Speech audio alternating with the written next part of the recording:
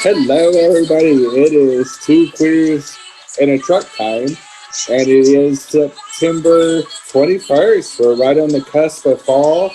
So I thought, since we're on the edge of fall, a little edge of glory right here with Lady Gaga. Lady Gaga. Lady Gaga. What is that from, Jen? Who was Zach, that Ganner Fleckless or whatever he's from the campaign? Yeah, and he goes, and I don't listen to that Lady Gaga. Yes. Just to prove how he was cool and hip and all that. That's right. And just such a friggin' funny movie. Yeah, that is a funny movie. I mean, Will Ferrell and Zach in the same movie together here in the Carolinas.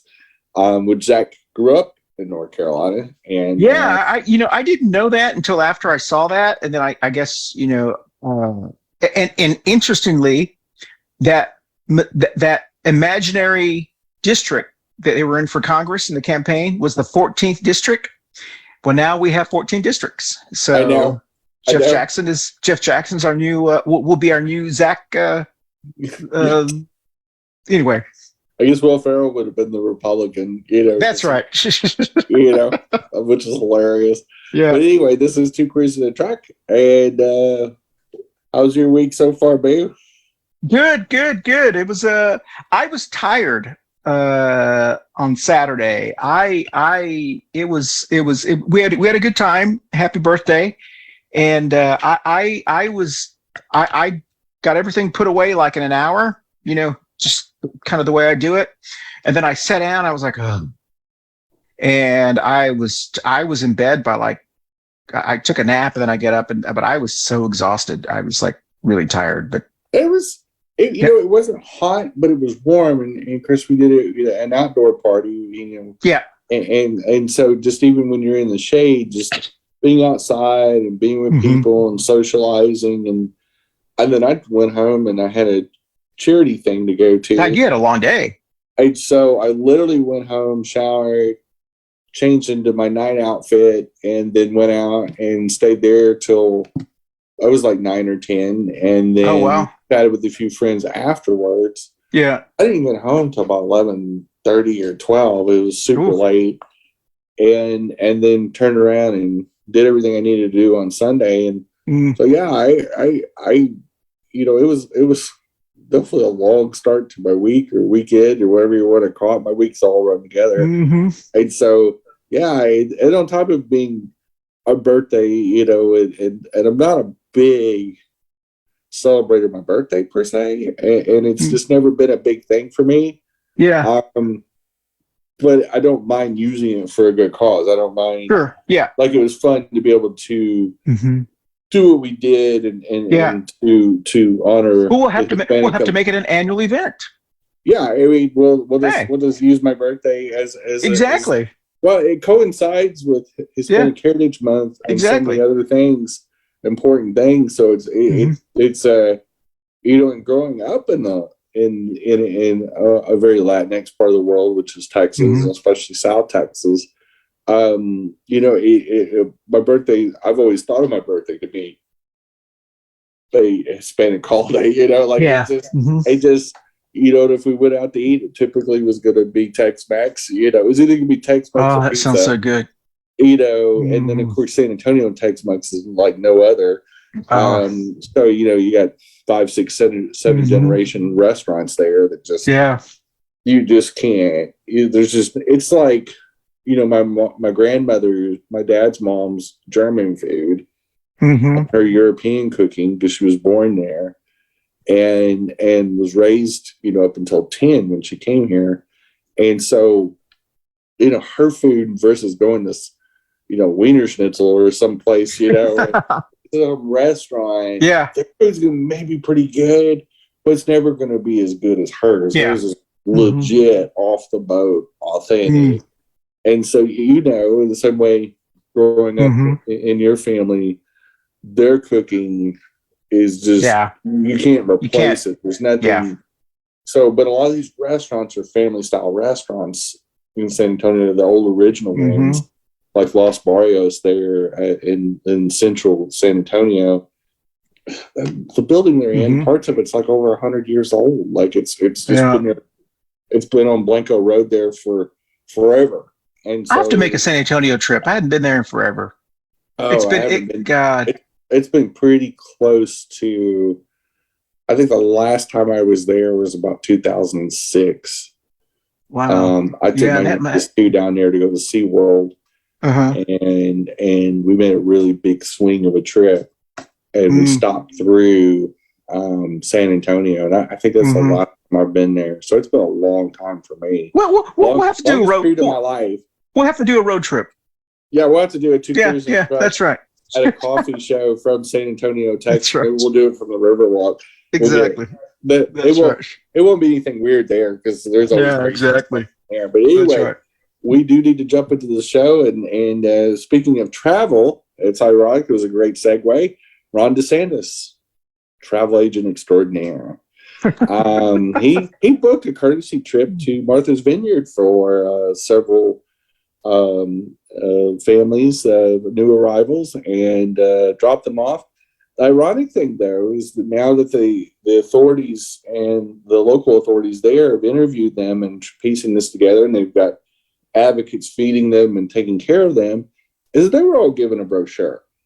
They were literally given a printed materials that promised 8 months worth of assistance, including housing, cash, food, job training, job placement, and the whole 9 yards. They actually had a whole pamphlet as like a scam to get them to get on the planes. And so in this publicity stunt, every one of these people believed when they got there that they were getting shipped over to Shangri-La, and really just got the Shangri shaft is what they got. And of course, Governor DeSantis, tricked these people, which now is being considered a crime. Yeah. I saw that they're going to sue him, right? Or some of their attorney. There's a possibility that Ron DeSantis and his associates may have broke federal law. And especially with these printed materials, there is a whole bunch, litany of laws they probably broke, which is such a shocker that Republicans would break the law. But considering the amount of money they spent, where the money came from, and the transportation of so many people and those printed materials violate a whole bunch of different statutes and laws and federal laws. There's some significant issues. Now, on the other side, I do believe that every one of these people should be fast-tracked through our political asylum system in the next 6 weeks, and should be offered citizenship as long as their criminal background checks out, which the asylum process does go check, wherever you come from. And it's not because they're Latinx. Yeah. If you're from Great Britain and you're being persecuted by the Queen, or now the King, no matter where you're coming from in our political asylum system, it's supposed to be the fast track for this. Well, considering what happened to them when they got here, and no telling what happened to them. I think they're from Venezuela, the whole group is. Yeah. So they've actually had political persecution twice. Once by our government, and then once by their former government. And so I think they completely qualify for political asylum. I think it would be the best thing. I think every one of these people that are shipping on buses and planes all over the country, I think we should automatically fast track them into the political asylum track. Do it all. We can do it in 6 weeks. It can actually literally be done in 6 weeks. And then I think we should provide everything that was promised in that brochure, and then sue the Republican parties of those states to reimburse the federal government for providing it. And that'll end that real fast. I think if the GOP of Texas and Florida start getting bills for all this kookery and chicanery, and then they see that all these people are now going to become Americans, I think it'd be hilarious. I think it's what they've shipped them to Charlotte, they've shipped them to Chicago, they've put them on buses, and apparently they must probably be doing the same thing, is making them all these promises, then dumping them here, and then going, I tricked you. They say, look, these liberal cities can't handle this problem. Yeah. And of course, which is not happening, because here in Charlotte, there's so groups that are helping these people that are getting dumped here from Texas. Mm-hmm. And it's going to backfire. But I think the federal government should step in. President Biden should step in and give them amnesty and asylum automatically and fast track them through the system. And there's nothing stopping President Biden from doing that. And I think it will backfire on the Republicans. And then I think our federal government should be suing. And the cities they're getting dumped at should sue as well. And I think it'll take a lot of the fun out of it. Yeah, I think that's what needs to happen is for some kind of accountability. Not to mention it would be delicious and funny and shady. And I don't know what your thoughts on it. I know I'm very surprised that there is not more outrage. And I know this one. I think they got too big. Dick Santos, he got too big for his britches on this one, because he shipped Venezuelans, and apparently that is one of the fastest growing voting blocks in Florida. And it would be as if though he was shipping Cuban Americans or Cubanos, which they considered, but they had such big outrage in South Florida that they decided not to. They decided to send Venezuelans, and it's going to hurt them, one way. But I'm very surprised in Texas there's not more outrage on what Abbott is doing, because of the amount of money that they're spending. It cost them like $1,200 a person to bus them, when they could give them $300 and they could buy their own bus ticket. And so I'm surprised that people aren't as outraged on the money that's being spent, because it's only satisfying a couple of like MAGA people who says, oh, we're sticking it to New York, we're sticking it to Vice President Harris. Yeah, okay, that's cool. Costs you $12 million to go. Yeah, that's. I mean, I hope, because I'm not there, but I hope the Democrats there, or Beto, I hope they're running ads highlighting how much money Abbott is spending, because that's a lot of money, per person. Because they've been doing it for a while. This isn't like, we've had a bunch of them dumped here in Charlotte like 4 or 5 months ago. This has been an ongoing thing. That's just, Chris, we've got so much going on, and we've got a former president selling, nuclear secrets, and, we've got, the January 6th hearings. I think we just have such a hierarchy of news stories. It's kind of, the little Dobbs decision, maybe distracted a few of us too. So there's a lot in play in this midterm election year. And so I think this one kind of flew under the radar until you saw this really extremist version of actually chartering planes and flying people to a very hoity-toity place like Martha's Vineyard that's very expensive to live at. So they're and of course these Venezuelans didn't know Martha's Vineyard. They're not the white gays living in fucking New York City and Massachusetts, Boston. It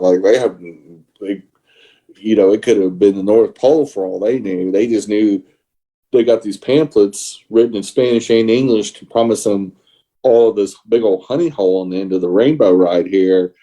And surprise, Dick Suckus got you again, But the next topic is a whole new world, same old racists.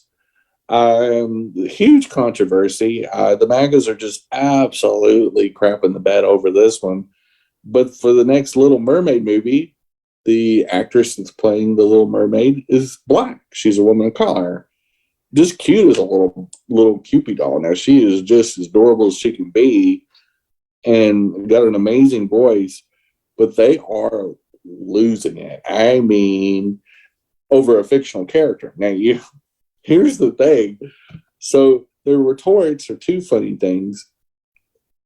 Democrats, of course, are saying you can't stand a black fictional character being black. but you're okay with white Jesus. And so people are putting out memes where it's double stacked, where it's got the white Ariel, the black Ariel, and then they got the white and brown Jesus. And then the best one is the Republicans retorted back with one of the most idiotic things. They made this fake movie poster where Mel Gibson is playing Dr. King and saying it's the same thing. Now, first of all, either they're that dumb and they don't realize that Dr. King was really a person, which is possible. There is a good possibility that MTG and Bobbert and all those mouth breathers have no idea who Dr. King really is. There is a strong possibility of that. But to compare it to The Little Mermaid. Exactly. Yeah. Do you think, and I'm going to ask you this because we just had a show about Christianity dumbing America, and so America, and basically we were talking about white Christians. Do you think, and I'm deadly serious about this as I'm laughing, do you think that these mouth breathers believe that Little Mermaid is really was alive at some time? I don't know, but I do think that it's sad, funny, angry that they would compare something so fiction. They don't even hide their racism and bigotry anymore. Yeah, no, you know what I mean? It's clearly a yes racism. Yeah, but it just dawned on me that at least the public outrage. I'm talking about the people that will comment on our page, probably about this too. The mouth breathers. I'm wondering now if these idiots think the Little Mermaid was a real white girl swimming around in the ocean with her dad being Neptune, and the Ursula's real, and Little Mermaid Ariel was real, and then her little talking fish buddy and Sebastian singing his little songs. And I mean, I was certainly, I mean, it'd be funny as hell to do a poll, and if you get enough Republicans to say, ask, do you believe that Ariel, Little Mermaid is real? I wonder how many of them think it is. Well, I would not doubt that there would be some that would not know that, because remember, these are the same people who support Ted Cruz, who has arguments with Sesame Street characters. Well, yeah. And let's not forget, the last time Puerto Rico got hit by a hurricane, the former guy was president, and he didn't know that Puerto Rico is part of the United States. Remember when he threw the paper towels out into the crowd? Yeah, and basically I thought about that this weekend. Because that two hurricanes, one hit Puerto Rico, one hit Houston, and tripped over themselves to help Houston, Texas, which was fine. But they didn't do a damn thing for Puerto Rico. And I mean, like a year later, most of the islands still didn't have electricity, and almost all the homes were still damaged. But we are dealing with the people that their cult leader, that was the president of the United States, had no idea Puerto Rico was part of the United States. And he was serious about it. He did not know that Puerto Rico was part of the United States.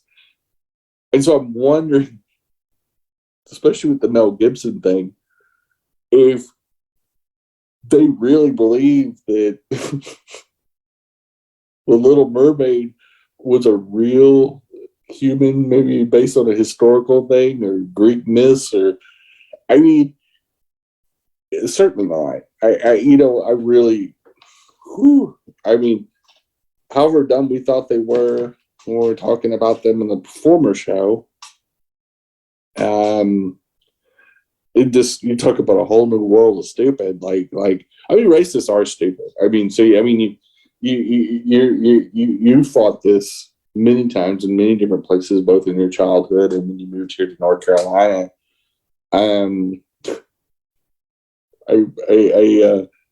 don't know. I literally, they think Trump's Jesus too. I mean, they think he's a gift from God. I mean, they're willing to believe anything, and they're willing to wear Trump branded unitards too. I mean, those little wrestling looking outfits. I mean, I've seen a bunch of them wear that.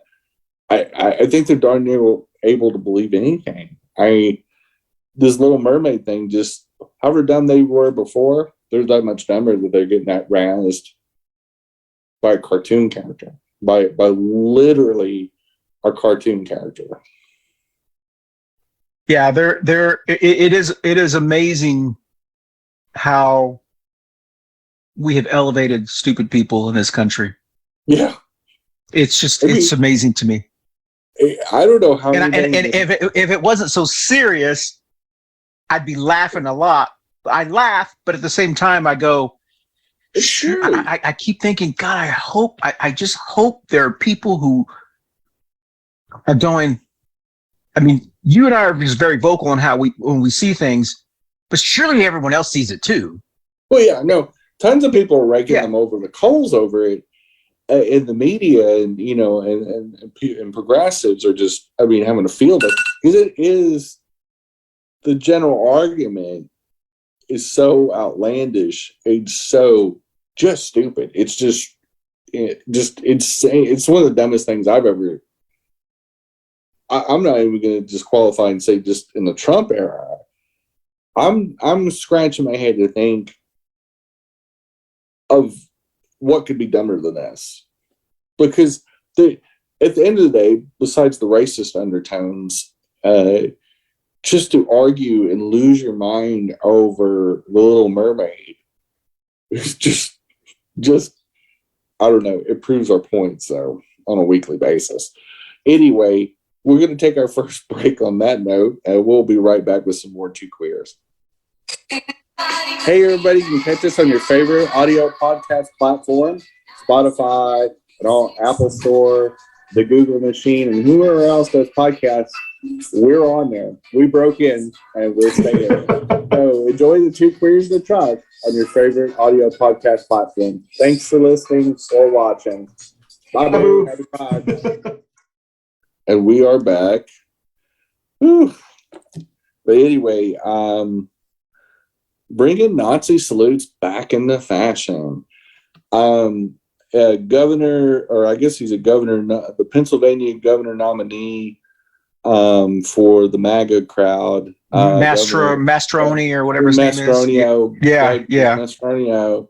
was instructing and showing people how to basically, with their right arm, do a very good facsimile of the Nazi salute. The arm, like that. Essentially, it's what it looked like. It was very well. He demonstrated it, what he wanted people to do in the crowd, and then everybody did it. And you took a snapshot of it. It didn't look much different than downtown Berlin. Why would he? What was the purpose? So he was razzing them up. It was towards the end of the speech and towards the end of the little rally, clearly a Nazi rally. And he goes, "Put your right hand in the air, ...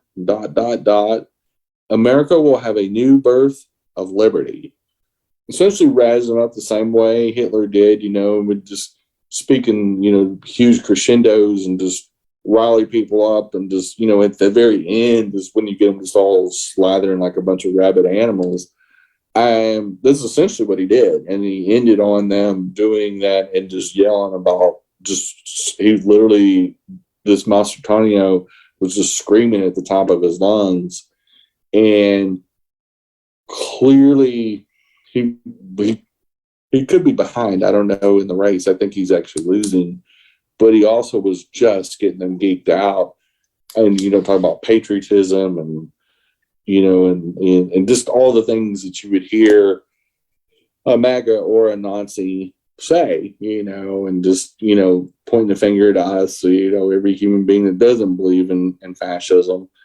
But it was very interesting. It was a very interesting visual. It was I've got the video on my Twitter, and it really stopped me in my tracks. Kind of a little eerie. I mean, So was this at a Trump rally, or what was this? One of his rallies for his candidacy. For his, so he was up on the stage. Okay. And he's the one that just at the end of his thing, just literally just said, David just walked them through the steps of what he wanted them to do, which was take their right arms and I don't even want to do that thing, but literally just do that right armed Heil Hitler Nazi salute. I didn't call it that, but I think you can just kind of, when you see the video, I never thought I would see that in America.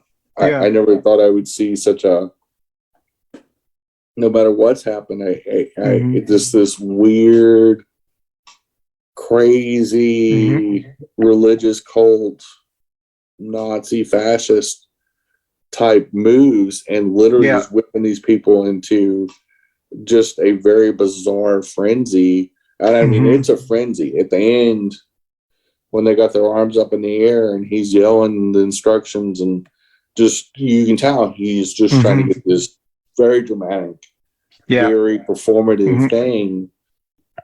But they're just literally coming out and saying, this is what we are. We're not going to dance around it anymore. Yeah. And of course, I mean, that just proves Biden's point the whole time. I mean, like, calling them fascists. Yeah.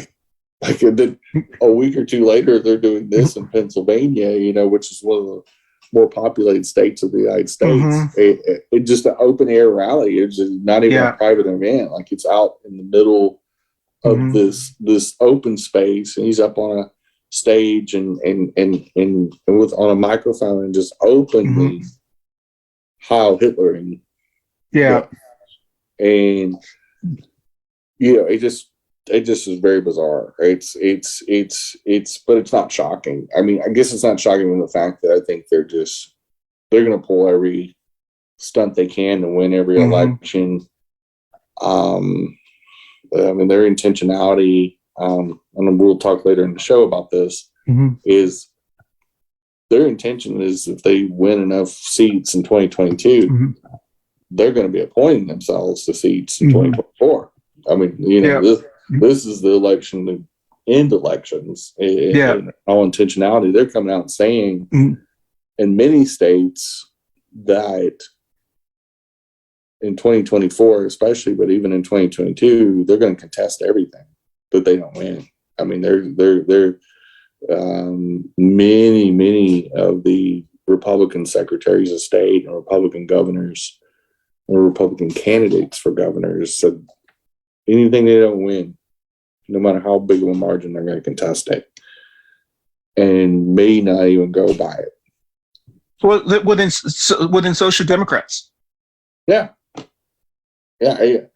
And so, but then where does that stop? And when we get to the point where, so then the next step is where they go, well, we just don't need elections anymore. Well, I mean, but I guess that's the next extension of where they're going with that. Well, I know, but don't you think, Jenny, that there's only two options? We can either sit back and let them continue to do it, or we have to fight fire with fire and just start suing the heck out of them too. Yeah. I mean, because if we sit back, we get people like Trump. Yeah. Yeah.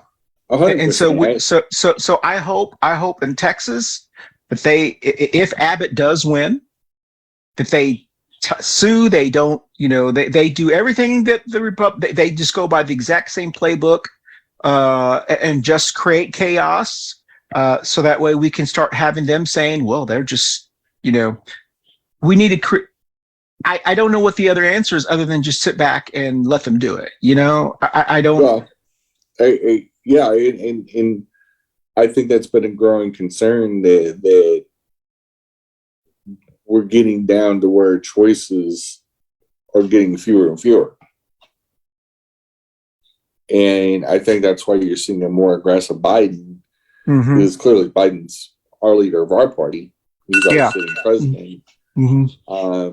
And I agree with you. I mean, I think we're getting to the point, or we've probably passed the point already. I think January 6th probably said everything we need to realize who we're dealing with. And and nuclear secrets for sale and attacks on Capitol. It's gotten to that point where if we don't take it serious, we're in a serious amount of trouble. A really an interesting article came out recently. It basically, I guess before I address the article, I'm going to address what Matt Gaetz said over the weekend. He was at a Christian youth rally. I know Matt Gaetz, the youth, he was invited to speak at this youth rally. Picking up dates or just? Well, I mean, I think that was a fringe benefit of it. Okay, all right. But a very excited Matt Gaetz was at the podium speaking at this event. He was the keynote speaker. And his line, and I don't even know how he got this out with a straight face at all. He was talking about the, youth and how excited he was about the youth of America for clearly a lot of reasons. And then he kind of tailed off this point by saying, I'm really glad to be one of the oldest people in this room.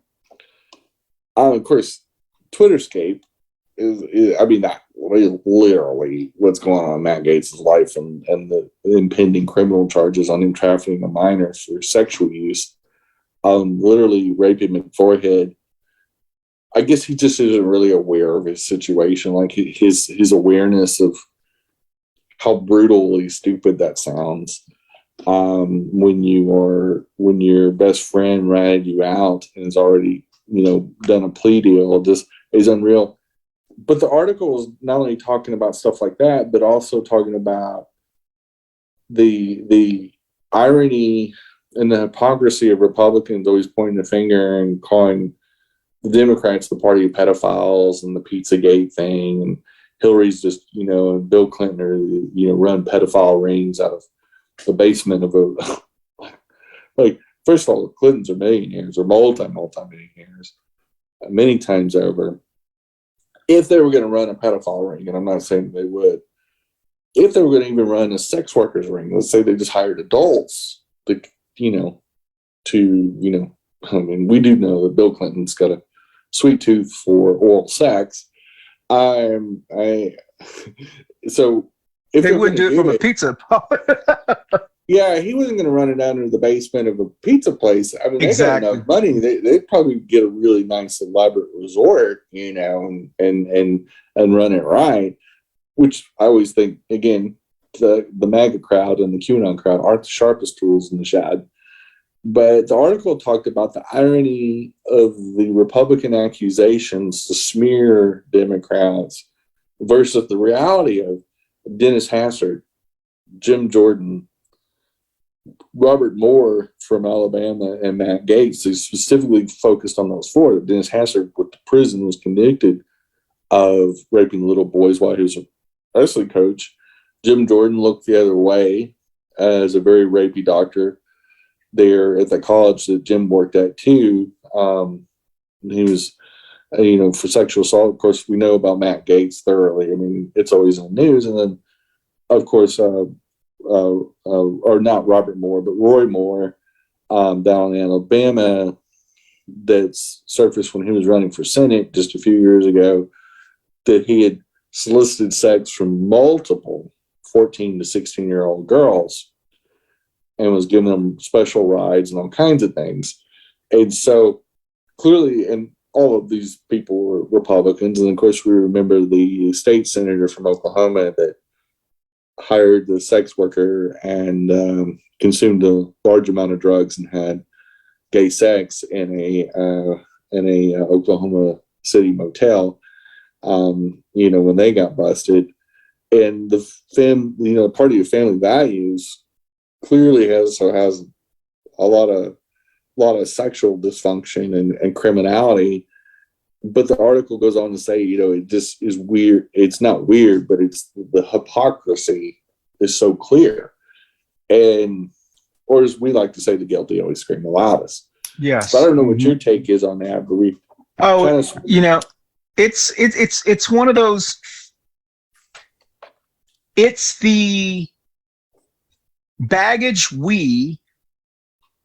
those of us who are members of marginalized communities, it's the baggage that we have to carry, and it's unfortunate because it's always been that way as long as I know. We talked about this in between the other show and this one about Southern, growing up with a bunch of Southern Baptists. The Southern Baptist people that I grew up with were the biggest hypocrites that I ever knew. They would be out smoking pot, sneaking into the triple theater, movie theater drive-ins, doing all kinds of crazy stuff. But they were the ones that are at church Sunday morning preaching, and so forth. And so they love to judge everyone else, but they are those of us who were part of the minority groups would always roll our eyes and go, the joke was, do you want to have sex? Just find a Southern Baptist girl, Oh, absolutely. I mean, it was just, I mean, in general, had I known then, it was also Southern Baptist boys. You might have went on some of those ski trips, Exactly. I mean, there's no discrimination when it comes to the hotel sex of your peers. Like, I can tell you stories. I mean, not only did I learn how to ski, it's one of those realities that you literally, and I think this is with religion in general, is the more hyped up they are about wearing their religion on their sleeve, which the Republican Party not only has become a fascist party, but also a very theocracy, very authoritarian political party that is, guns, God, and foosball type thing. And it's literally, you were seeing them using this just like we experienced back in Texas in our youth. And, so it's one of those things that you just gotta go, I saw this coming. Like, there's no shock there. I mean, the fact that you have Republican officials getting busted for all kinds of different sexual crimes is not a stretch of imagination. Trump fits right in that group.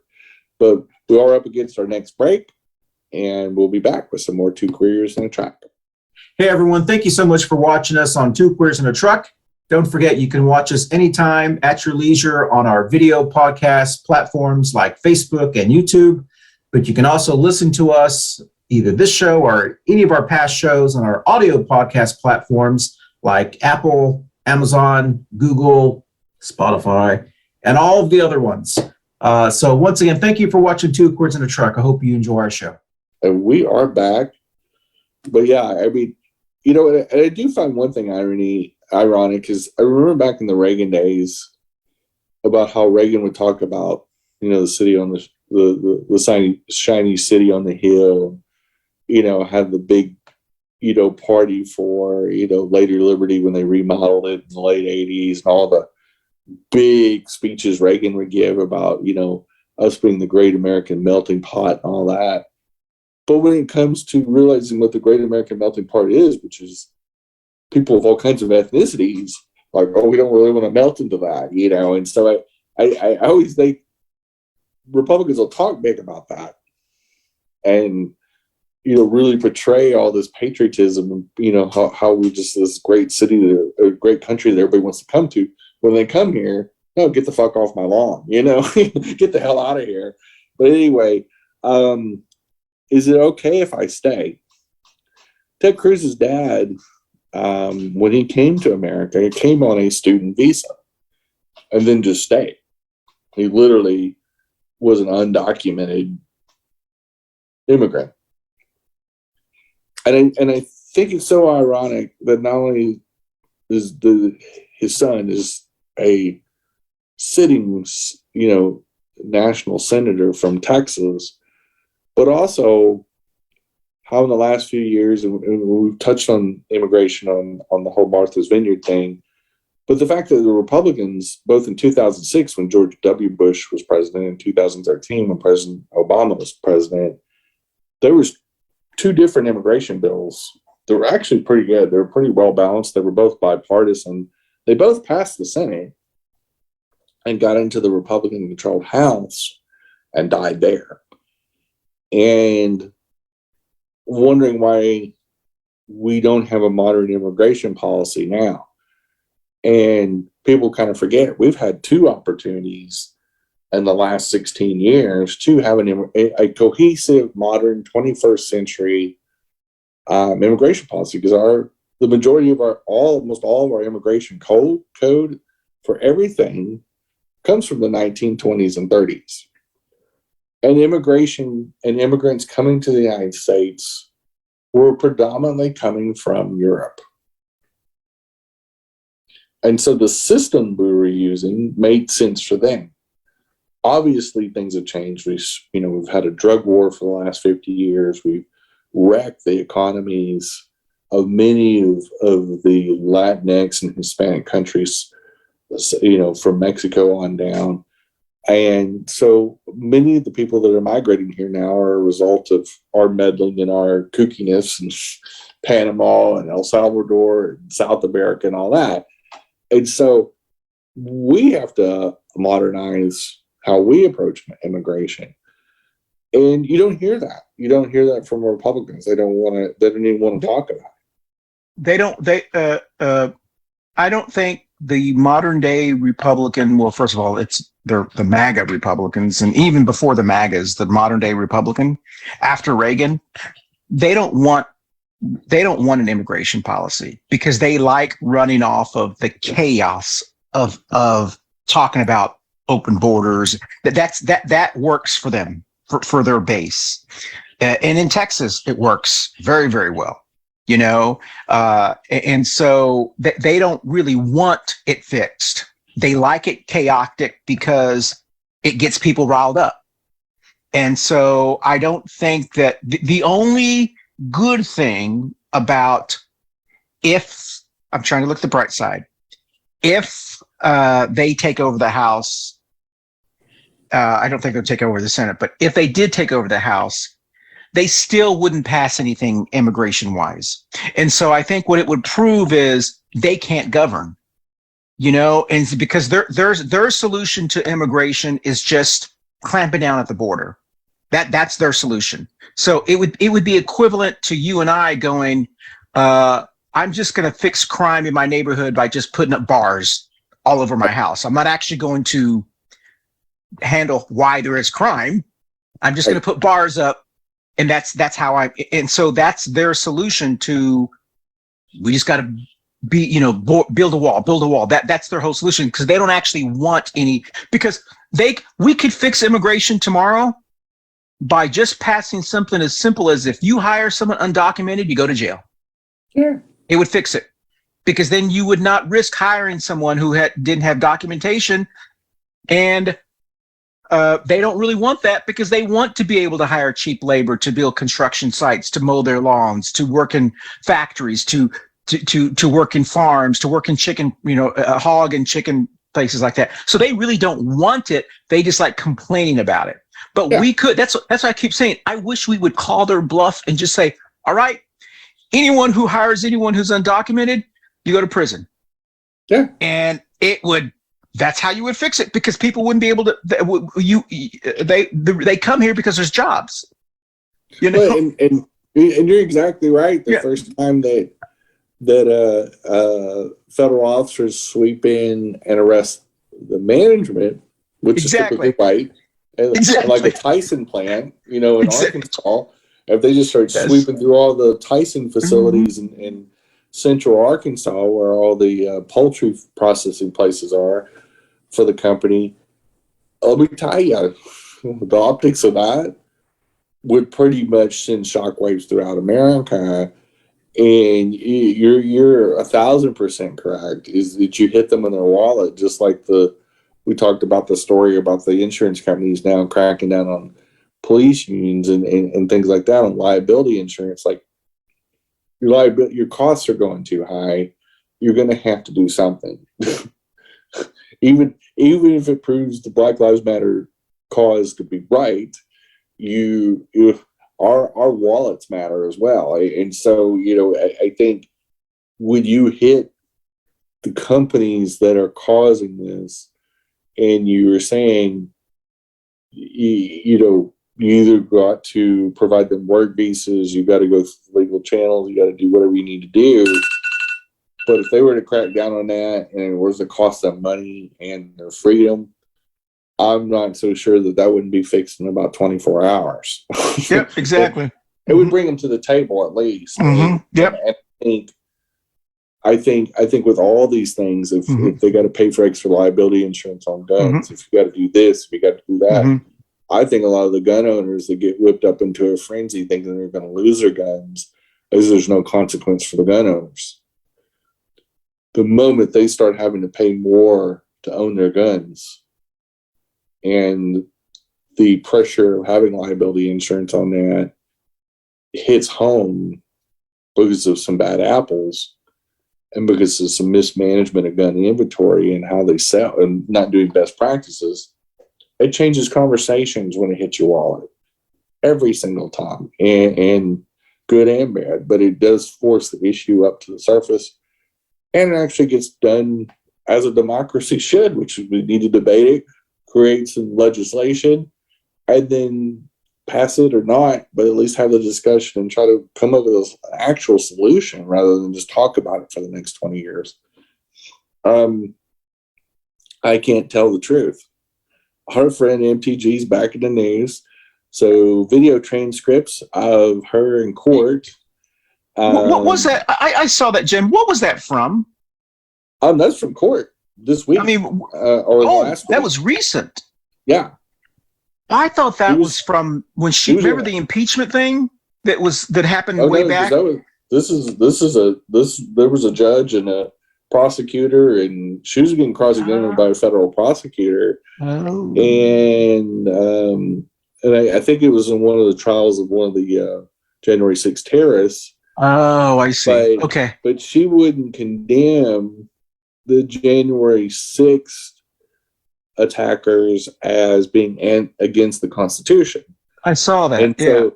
And so that prosecutor was saying, so if somebody attacks the Capitol to stop the peaceful transfer of power, and it's clearly stated in the Constitution what the rules are on this, suffice it to say, wouldn't they be against the Constitution? Wouldn't you agree, Miss Green? And she wouldn't say it. And he kept asking different ways, and like he went at it. And she refused because it makes her look like an idiot, even though she's taken this little pesky oath of office to uphold the Constitution. And clearly, she came back with some lines, like, oh, well, maybe the rules aren't fair, or this isn't fair, or, because she knows that the mouth breathers that would vote for her were okay with the attack on January 6th. She's going to lose votes. She is going to get a backlash, and her cult leader is not going to be real happy either. So she can't be, she's in a situation where either, say what was happening is wrong. And so why was she on the stand? Well, because the prosecutor subpoenaed her to be on the stand. And when the January 6th attacker, she's gotten real friendly with a lot of the January 6th terrorists and going to visit them in their cells. And she's gone so frequently. The warden of that place is at times said, "You've been here too many times." Kind of like a Chinese buffet. You've made too many trips to the buffet line. You need to go home now. You don't live here. We're closed now. 4 hours. We've switched shifts from the lunch shift to the dinner shift. You can only be here for one shift. Okay? Exactly, yeah. And so she's literally was there so much. I'm not real sure what was going on. She does have a background in sexual swinging and open marriage things. So I'm not so sure there wasn't some conjugal visits or something going on too. But, anyway, I mean, we saw at CPAC that weird, it seemed like the beginning of some sort of prison porn. at that CPAC thing, and she was on her knees right in front of that dude, looking longingly in his eyes, like, "You're such a hero. You love the Lord." Just literally, you just know that if that was in the privacy of a hotel thing. What do you think people in her district think? I think they're wackos like her. I think most of them are hillbilly wacko Georgian people that I think they're a rural area that likes the attention. And I think if you're a modern performative MAGA Republican, because they love Trump and she acts like Trump. She just mimics what he does. She's not smart enough to come up with her own shtick. You know, the trash squad just literally knows they can just say anything and just be as stupid as a human can be because there's no consequence. Because Trump looked like that for 4 years. And he literally said some of the dumbest things at you and go, well, I mean, Rex Tillerson, when he quit after just a few months on the job, his own, you know, fucking Secretary of State. So he was I'm not just an idiot. He called him a fucking idiot. Yeah. And people, I mean, that's why he was having staff quit left and right. Like he remember the first 2 years, he went through like 35 or 40 cabinet level people, like chiefs, you know, people at the top of the run just quitting because they're like, well, even Bannon quit on him, you know. Like, you know, I mean, Chris, I think he quit probably to go on to build the wall scam, you know, and figure out a way to pocket money off the presidency. But it just, to me, and I'm curious what you think. You and I, we say some outrageous things. We're kind of known for that. I know that we both have said outrageous things in public. We say it on the show every week. And but we've said outrageous things, but we've never said crazy things. Well, I mean, I haven't. You know what I mean? But I'm just kidding. But that's kind of to my point is we're both like Jenny, you've never said you've said outspoken things. What I would consider normal outspoken stuff. This is beyond normal. Yeah. But no. But you know what I mean. Like you're not saying stuff like Daddy Biden is going to is the next Jesus or something. Is the next Jesus, and this is like. They say stuff like, you know, like Trump's, you know, like a gift of God and just, you know, ordained, you know, by the Lord and just outrageous. Well, I mean, and she went on her Facebook, and I remember this right after January 6th. And in fact, it was Brian Tyler Cohen was who I was watching BTC. He both played the clip of her in court, but he also put her Facebook post right after January 6th happened. And, you know, she was saying, you know, Trump's the true president and all this kind of thing. And whether she believes it or not, she's publicly saying it as a sitting congressperson, as somebody that is sworn to uphold the Constitution. And it's one thing to dislike the Democrats because you don't agree on a policy, you know, kind of like Reagan and Tip O'Neill in the 80s. You know, one was the Speaker of the House and he didn't like Reagan, and they did tit for tat, but they were talking primarily about policy. They were never personal attacks. These people were either personally attacking the Democrats and calling them all kinds of awful things, or making outrageous claims like Trump still won. And I think that's BCC's point. It's also, you know, we commonly say this too, is they make outrageous claims that aren't. There's not even an ounce of truth or validity to it. And you've run for office twice. You know, at what point do you look at them as somebody that's run for office and go, you know, do you just not have any shame, or you know, how do you feel about it as being a former candidate? It baffles me because how much has changed just since 2018, for an example. I mean, and it is a completely different ball game. At least on their side, it is. And part of me wonders, and I know you had this conversation, that they just play by completely different rules. They don't have that like ethics, and then I wonder, are we the dumb ones for having the ethics? Because they're actually, they seem to be running like just to win at all costs, and we want to win, but we want to win the right way. But yet, unless you're in office, you can't actually do anything. So what is the right, you know what I mean? And so I don't know. I don't know. And give you an example.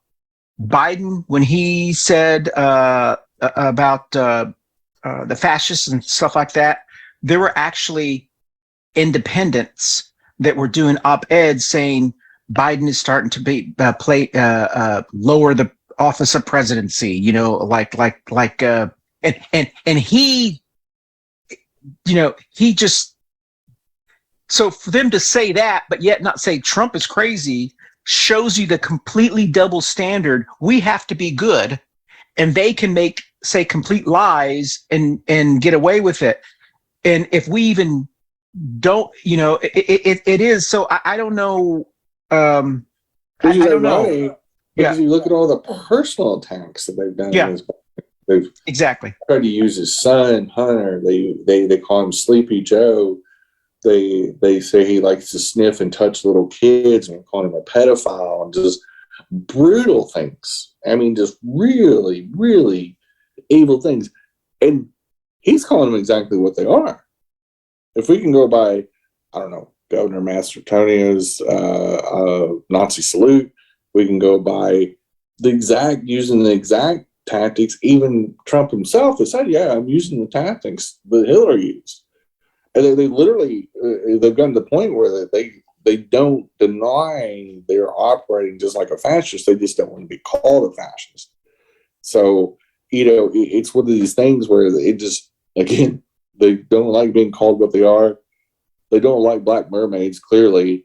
They just don't, there's a lot of things that they just don't like. They don't like performative attacks on them, even though, like you said, they don't have any ethics themselves. Yeah. The only silver lining I see, and I know it doesn't help us this moment, but the only silver lining I see about what they're doing and what we're doing is for younger people and for the future, for future voters and for people who are becoming a voting age.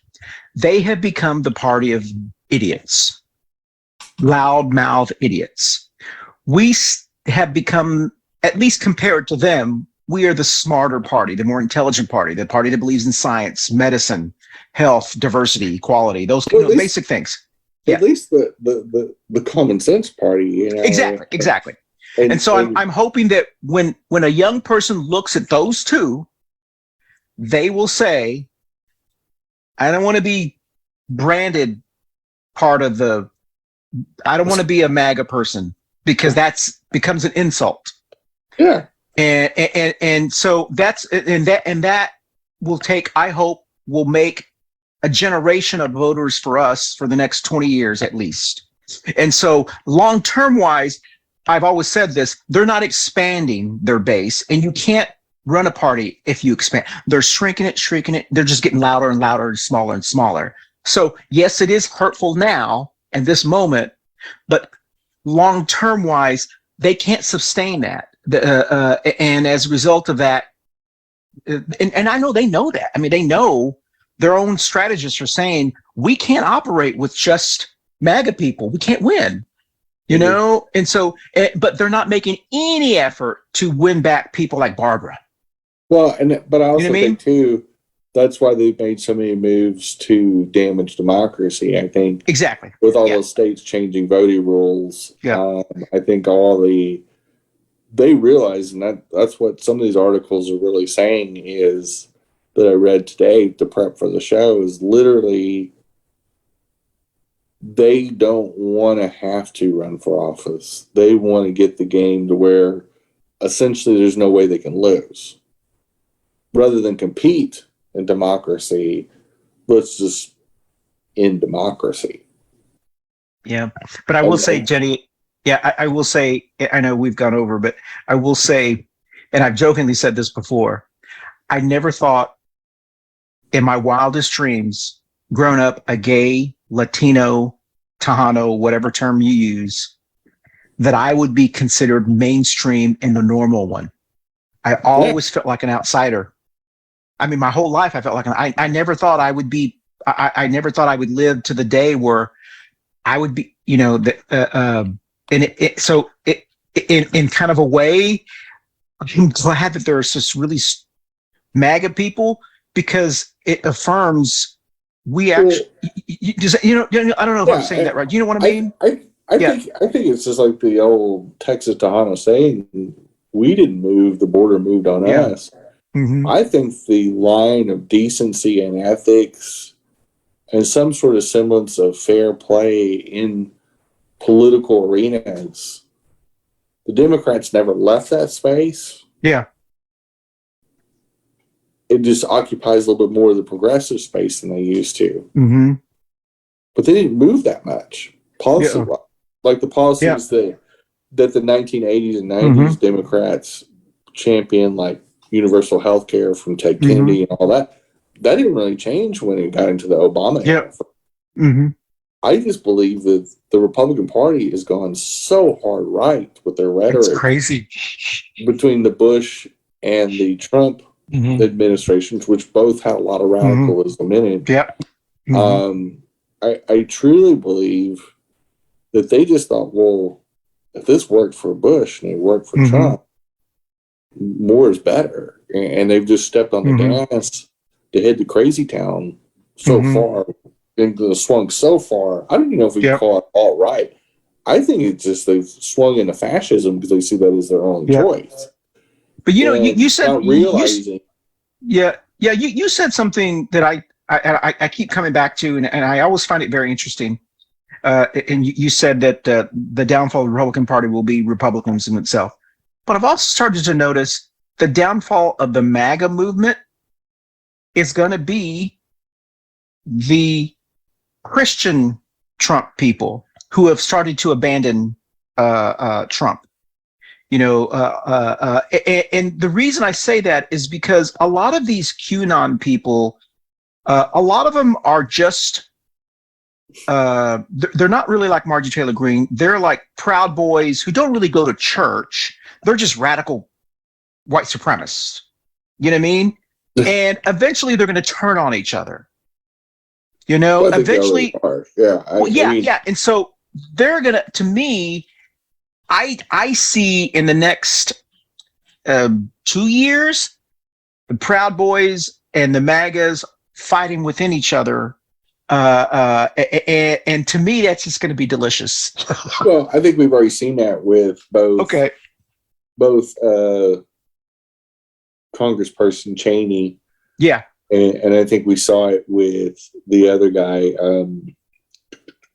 Adam Schiff. Yes. And to a certain extent, even Madison Cawthorn, is that when you break from the party line or you start to point out something that you don't like about the Republican Party, as with Madison and the other two, for different reasons. I mean, Madison's was more self-serving. Well, I'm going to say all three of them were self-serving to a certain. They all have aspirations for higher office, but at the same time, they also said, "I don't really like this version of the Republican Party. It's bothering me. This is what I don't like." And the moment they said it, well, we clearly saw what happened to Madison Cawthorn. They took every skeleton because they will very soon turn on MTG. Yeah, and so you have to think. The moment that she says something that breaks rank, or Bobbert or Matt Gaetz or whomever, once they're not useful idiots anymore, then what? They're going to turn on. The problem is they've set their bar so low for office. Yeah, they have now just become predominantly a party of idiots. Yes, because everybody sitting in office or made it through the primary this year and is running for office for the Republican brand, had to pretty much pass the litmus test of being a MAGA. Yep. That's a dangerous thing, you know. And then you saw the Republican Party try to find itself in the 1990s very unsuccessfully, which led to a lot of Clinton's success. When the Democrats were probably at its lowest point, with a very successful Reagan-Bush brand that was so iconic and so powerful in the Republican Party, nobody dare spoke back at Reagan. Yeah. There was no voice of reason in the Republican Party. They let Reagan and Bush do whatever they wanted for 12 years. They eventually become less self-sustaining. And they weren't nearly as loud and stupid as this current crop of Republicans. It will be interesting to see, not only in these midterms, but I think in 2024, when they start jockeying for who's going to be the presidential nomination, and the claws come out, depending on who isn't in prison by then, it's going to be an interesting battle. There's going to be some lines drawn for a generation, and it's just going to be neat to sit back and watch the insanity, just as they sat back and watched how horrible the Democrats had fallen apart in the late 80s and early 90s until Clinton and some key young Democrats said, we're going to create this leadership team and this leadership council. And Clinton was a lot of people don't remember this or don't even really quote this because a lot of people on both parties don't like Bill Clinton. But one of the really important things he did in 91, 92, which was get a lot of key young governors and young and up-and-coming politicians in the Democratic Party.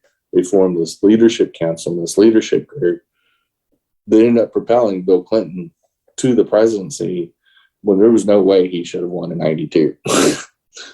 And it's kind of partially where we're at in the Democratic Party now. We have a lot of good common sense people in our party that make sense, and the Republicans are just ripping each other apart. And it's fun to watch. I do hope they self-destruct. So, we ran way over. The longest we've run over in a long, long time. So with that note, we're going to play a little music and escape. Babu. See you next week. Hello, everybody. We got Two Squares and Trucks and another episode in the can. We appreciate y'all watching and tuning in every week. Hope that you tune into our podcast, both with Coffee and Pandosi and Two Squares and a Truck. We talked about all kinds of things this week, from white supremacy to Joe Biden calling somebody a son of a bitch to a whole bunch of boys. Thanks for tuning in, and y'all be safe. Bye, boo-boo.